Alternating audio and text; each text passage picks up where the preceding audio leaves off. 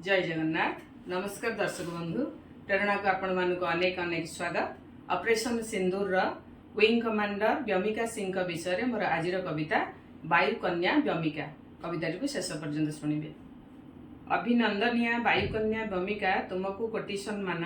Operation सिंदूर सफल कहानी लेखिला तुमरी दान। व्योमिका नाम को सार्थक करिल, व्योमे उड़ी उड़ी बुली। दुस्साहस करी शत्रु निपातिल, गेला झील चोलु बुली। तुलसी परी दुई पत्र बासी, प्रतिभा विकासु थिल।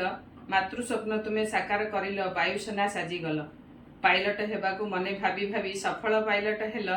विपद संकुल स्थान रे तुम हेलिकॉप्टर उड़ाइल। साहसी विंग कमांडर साजी होइल देश गौरव। तुम चलापथ मंगलमय हेउ, तुमे आम देश गर्व। 13 एयरबेस ध्वंस करिदेल, शत्रु निरुपाय हेले। चतुर्दिग तांक अंधकार हेला, मध्यस्थी शरण गले।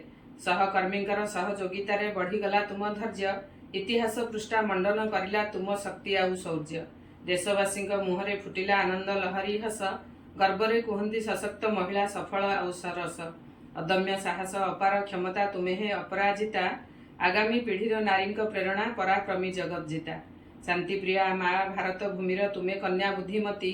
प्रभु जगन्नाथ कल्याण करंतु, तुमे हुआ आयुष्मती। शत शत वीरा सृष्टि हेउथांतु, पाई तुमरी प्रेरणा।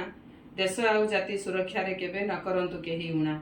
भिडियोटी शेष पर्यंत देखिथिबार बहुत बहुत धन्यवाद।